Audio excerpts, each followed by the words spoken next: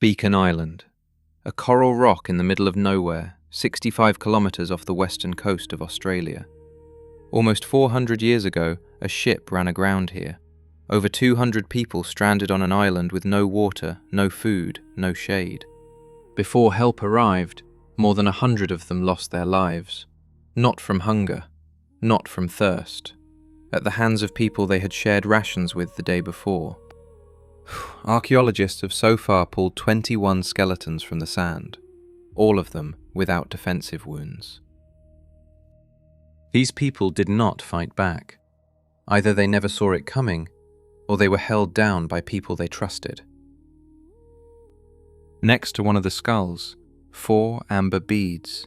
Someone placed them in the victim's grave, someone in whom, for just a second, a human impulse flickered, on an island where humanity had long ceased to apply.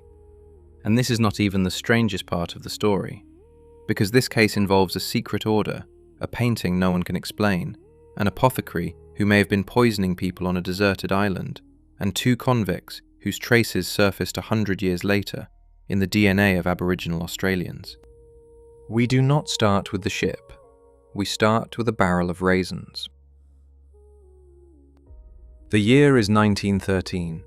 Enschede, a small Dutch town in the east of the country, right on the German border. A man named Van Deinse, an amateur historian who runs a local antiquities room in his spare time, a regional museum fueled by pure enthusiasm, is handed a round oak panel found in a local family's home. About half a metre across. At first glance, nothing special. A layer of grime so thick and greasy you cannot see what lies beneath. Someone wiped the panel with a wet sponge. Under the soot and grease, a painting emerged. Because that panel, as it turned out, had spent years serving as a lid on a barrel of Corinthian raisins. And beneath the residue of dried grapes lay a still life. A jug, a glass goblet, a clay vessel, and a bit, that metal piece of a bridle you put in a horse's mouth. A strange element for a still life, right? But for the initiated, it was a symbol, the restraint of the body by reason. Remember that. Painted with a precision that gave the impression someone had taken a photograph. No visible brushstrokes. In 1614. To this day, no one knows how he did it. They sent the panel to the Rijksmuseum, the National Museum of the Netherlands in Amsterdam. The director took it on himself and quickly discovered that whatever coated the paint refused to budge. Standard solvents did nothing. But on the reverse side of the panel, burned into the wood with a hot iron, a monogram. CR beneath a crown. Carolus Rex, Charles the King. The seal of the royal collection of Charles I, King of England, one of the greatest art collectors in European history. The same man who, a few years later, lost his own head on Cromwell's scaffold. And now, 200 years of total darkness. Between the royal collection and the barrel of raisins, complete silence. No one on earth can explain how a painting from Hampton Court Palace near London ended up in a Dutch grocer's shop. No one has tried. No one knows. 200 years. But we know who painted it. Johannes Torrentius. His real name was Johannes van der Beek. Torrentius is the Latin version of his surname, which in Dutch roughly means torrent. A painter, an occultist, a libertine provocateur who openly mocked the very concepts of sin, hell, and morality. His contemporaries called him, and I quote, a plague upon the youth and a squanderer of other people's money. In 1627, Torrentius was arrested in Haarlem, a city just outside Amsterdam, one of the strongholds of Calvinist orthodoxy. Calvinists were a strict branch of Protestantism, for whom free thinking was a mortal sin. The charges? Blasphemy, heresy, atheism, and, here is the crux, membership in the secret order of the Rosicrucians. Who were the Rosicrucians? A secret society blending alchemy, mysticism, and esoteric philosophy, and one that nobody was entirely sure actually existed, or whether it was simply a bogeyman invented by the Calvinists to hunt down freethinkers. That question remains open to this day. The interrogations were conducted by the Haarlem executioner, Master Gerrit. Yes, executioners were addressed by their first name, so that nobody would forget. Gerrit suspended Torrentius from the ceiling by his wrists, attached weights to his legs, and stretched him until his limbs popped from their sockets. The next stage, a broken jaw. And this entire ordeal took place, remember, on Christmas Eve. Somewhere nearby, people were sitting down to dinner. And this man, with his joints torn out, his face shattered, did not give up a single name. Not one. He endured what broke hardened soldiers and stayed silent as the grave. Most of Torrentius's paintings were burned by order of the court. One survived, the one from the barrel of raisins. But Torrentius is just the prologue. The real story begins with the man who fled before the net closed. Hieronymus Cornelius, an apothecary from Amsterdam, and, as some historians argue, a disciple of Torrentius. The official version? A bankrupt apothecary seeking a new life in the colonies. The Dutch East India Company hired them by the hundreds. Except the timeline tells a different story. Cornelius went bankrupt right when Torrentius's network was collapsing. His newborn child had died of a disease that in those days carried deep social stigma, and this in a city where the Calvinist Inquisition had just caught his alleged master. Did he hold views that could have landed him on Master Gerrit's rack? Judging by what he did and said later on the island, that sin does not exist, that morality is a set of chains, that everything he does is sent into his heart by God. Yes, he did. Fleeing to the other side of the world made sense. But Cornelius was no ordinary fugitive. The VOC, the Dutch East India Company, a Dutch megacorporation. And when I say megacorporation, that is not a metaphor. This firm had more soldiers than most European armies, a fleet larger than England's Royal Navy, and the legal authority to declare wars in its own name, the world's first publicly traded company. And this firm gave a bankrupt apothecary the rank of under-merchant, the third highest officer on the ship, right behind the commander and the skipper. Who paid for his berth on the VOC's flagship? The financial records from that voyage were never made public. Was the ship his lifeboat? Or did someone want an apothecary from Amsterdam as far from Holland as possible, never to return? I do not know. But I know what happened on board. To understand the next part, you need to know one thing about VOC ships. They had two centers of power: the commander, who managed the business and the cargo, and the skipper, who sailed the ship. Like the CEO and the driver of the same 18-wheeler. Both think they are in charge, and both despise each other. Cornelius quickly befriended the latter, the ship's skipper, Arian Jacobs, a drunkard and a hothead who openly loathed Commander Pelsart, because Pelsart had publicly humiliated him at dinner over a drunken outburst, in front of the entire crew. And these two, an apothecary fugitive with a sect behind him and a humiliated skipper with a bottle in his hand, began plotting to seize the ship long before they hit any reef. The plan started with an assault on Lucretia Jans, an aristocrat sailing halfway around the world to join her husband in the colonies. Attacking her was meant to force Pelsart into brutal punishments against the crew, which would fuel a mutiny. After that, an armed takeover of the ship and its cargo. And in Batavia's hold lay a fortune you could buy a small town with: chests of silver, antique works of art, and a cameo, a gemstone carving over 1,300 years old, destined as a diplomatic gift for the Mughals, the Muslim dynasty ruling India. The VOC did not just trade in spices, it bribed emperors. The 4th of June, 1629. Early morning, good visibility, experienced crew. The Batavia strikes a coral reef in the Houtman Abrolhos archipelago. The name comes from Portuguese, open your eyes, because so many ships wrecked here that the Portuguese felt compelled to leave a warning. In good visibility. Jacobs had a motive. Humiliated, drunk, hands on the wheel. Cornelius had a plan. And that reef, officially a navigational error, starts to look less like an accident and more like a prearranged gate. Wait, but that does not hold up. Why destroy the ship you want to steal? Unless the plan had fallen apart much earlier. The conspiracy was supposed to erupt on the open ocean, but the attack on Lucretia backfired. She did not identify her assailants. Pelsart did not react as they had planned. The reef may have been an act of desperation, not precision. Pelsart climbed into an open longboat and sailed off for help. 33 days across the Indian Ocean.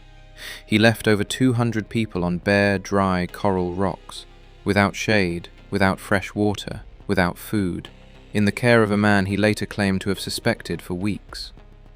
If he suspected him, why did he leave him in charge? If he did not suspect him, why did he later claim he had? I do not know, and I do not think anyone does. Pelsart sailed away at the beginning of June. He returned on the 17th of September, 3.5 months. Roughly at the midpoint, in July, the first killings began. By the end of August, over 100 people had been put to death on Beacon Island. 100 lives in 6 weeks. To put that in perspective, roughly 3 people a day, on an island the size of 2 football pitches. When Pelsart sailed off with Jacobs, Cornelius remained on the island. Number 3 in the VOC hierarchy, by authority of his rank, the man in charge. He did not seize power with fists and shouting.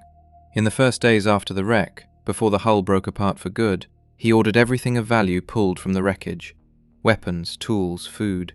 People handed it over willingly, because he was the ranking officer, because he said, fair distribution, because everyone was in shock and someone had to lead. By the time they had surrendered the blades and the rations, it was too late. First, isolation. He split people into groups and scattered them across different islets. No one on one rock knew whether the people on the next one was still alive.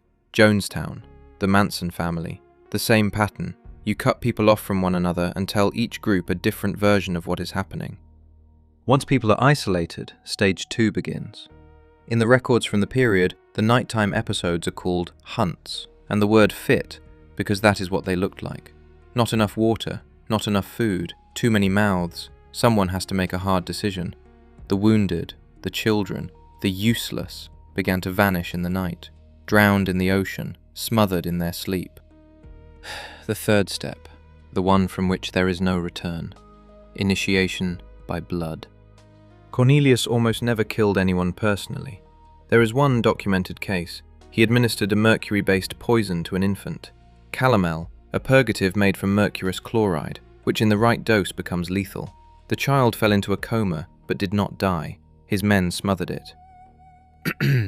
The rest, over 120 lives, were ended by others, on his orders.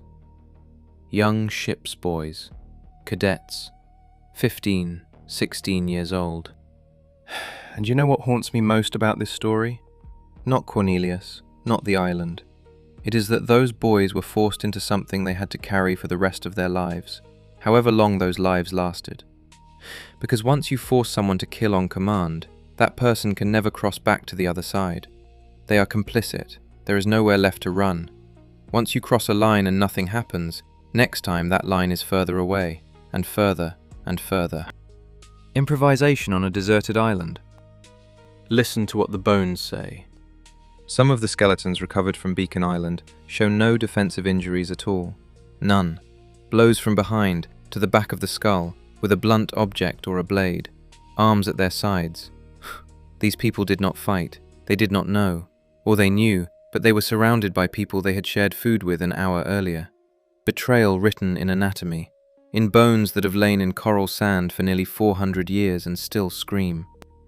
This is not the technique of someone making it up as they go. This is a technique known from initiation rituals of closed groups, cults, cartels, secret societies. Cornelius either saw it somewhere or was taught it.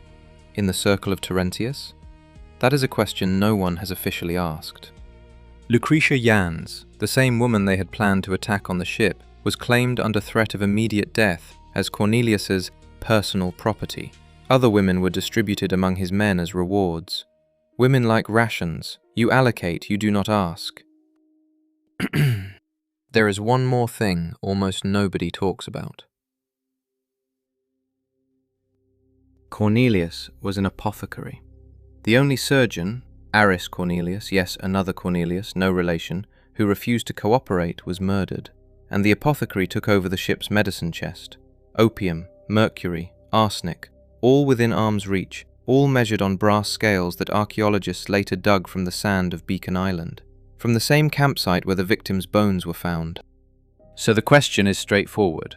Was Cornelius adding laudanum, a tincture of opium, to the rationed wine? Was the passivity of the victims, that paralysis Pelsart could never comprehend afterward, chemically induced? I do not know, and it frustrates me that no one has checked. Not a single toxicological test on those bones. Not one. Maybe nobody thought of it, but this is a hole you reach into and never find the bottom. Wiebe Hayes.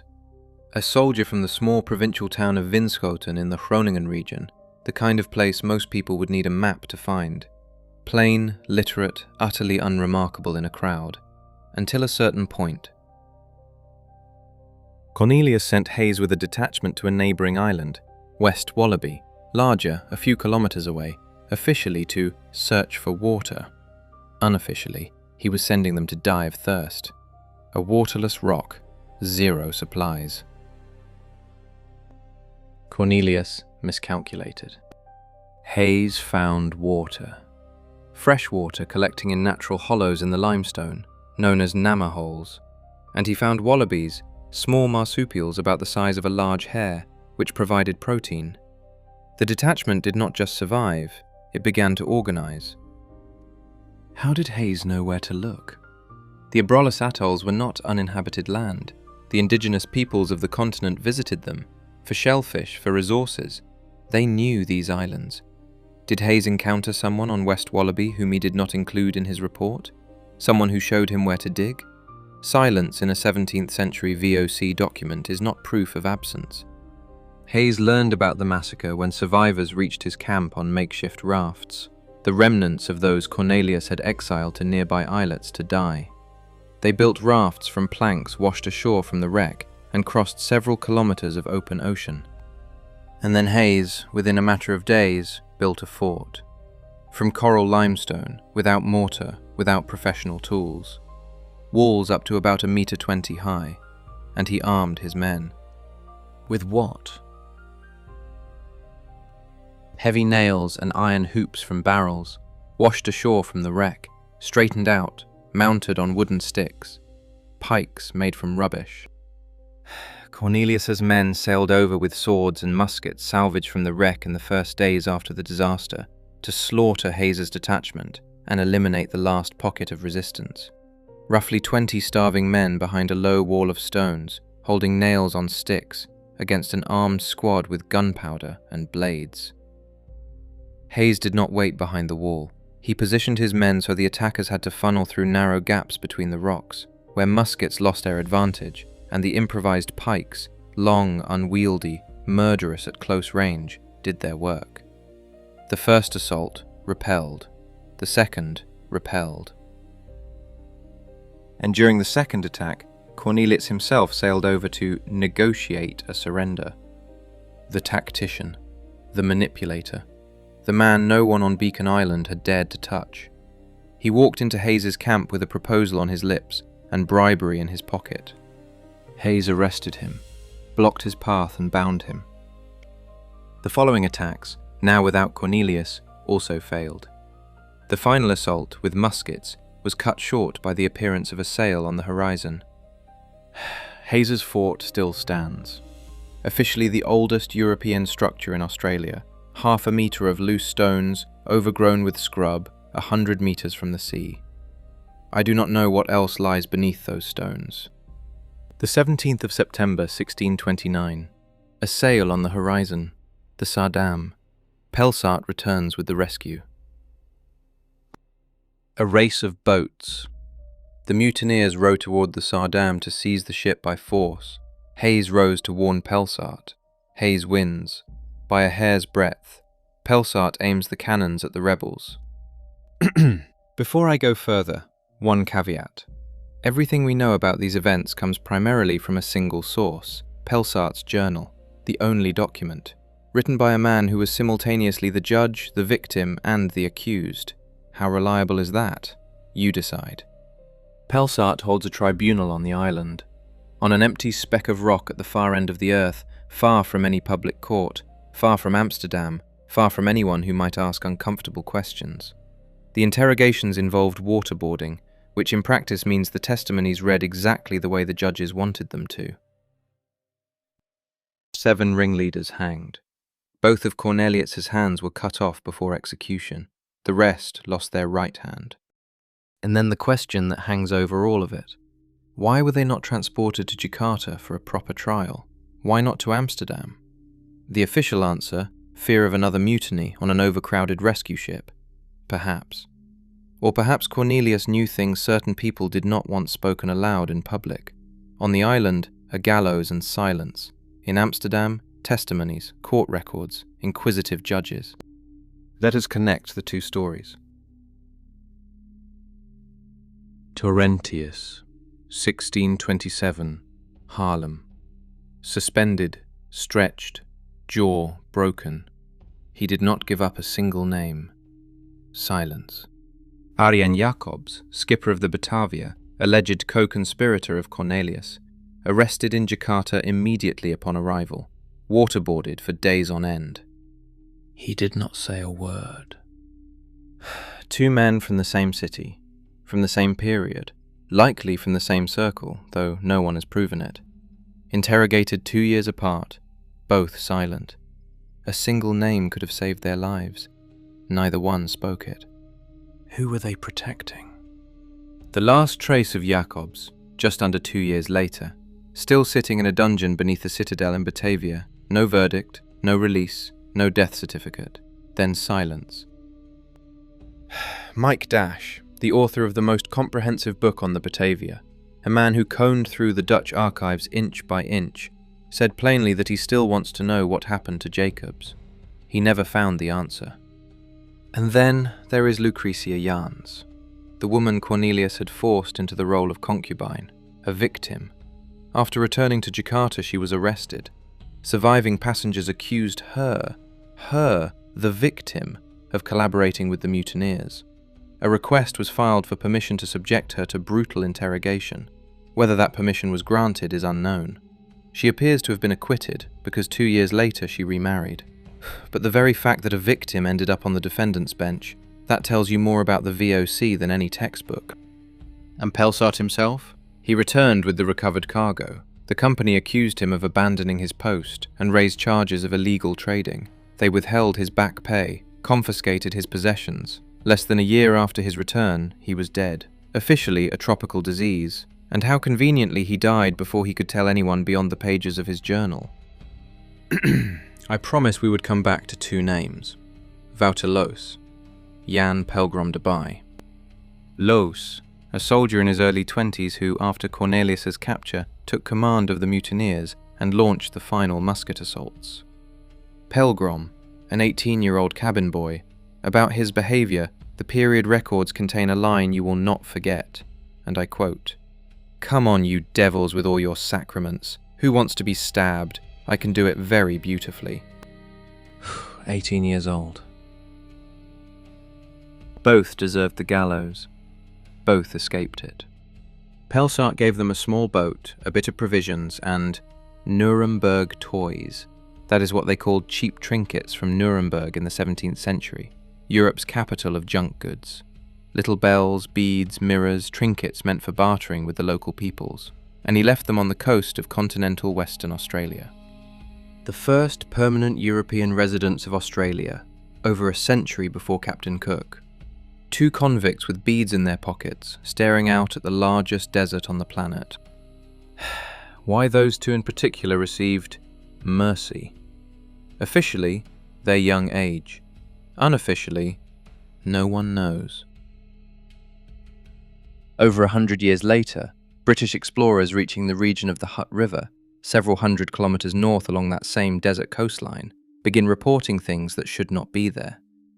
Local peoples, the Nahanda and Amangu, two Aboriginal groups from the west coast, who broke from the typical pattern, fair hair and blue eyes among people who had theoretically never encountered a European, not nomadic hunter-gatherers, but inhabitants of clay huts forming permanent villages, cultivating a specific species of edible root, the yam, a kind of tropical potato, which was grown nowhere else on the continent. Physicians studying these communities over the past century and a half have encountered something in those populations that had no business being there. Porphyria. A genetic disorder, rare and painful. The skin blisters under sunlight, and virtually absent outside one specific context: closed communities of Dutch descent. The Amish in America, a religious community living as though it was still the 18th century. The Boers, descendants of Dutch colonists in South Africa. And suddenly, Aboriginal Australians on the west coast. Like a drop of ink in a swimming pool, a tiny amount, but after a few generations it colours all the water. One researcher claimed that every sixth word in the Nahanda language sounded Dutch. Linguists took that apart piece by piece. They proved it was the evolution of an indigenous language, not borrowed words. But the porphyria, the light-coloured eyes, crops found nowhere else, permanent villages where there should have been nomads. If somewhere in Western Australia, in the DNA, in the structure of settlements, in the species of plants, there is a trace of 2 Dutch criminals from the 17th century, then this is the longest sentence ever served. Thanks for sticking around until the end. I try to put out 1 video a week, depending on how they do. These videos are not made by artificial intelligence. It is a pretty labor-intensive process. So if you want more, let me know in the comments. And remember, thumbs up, subscribe. That is all from me. See you next time.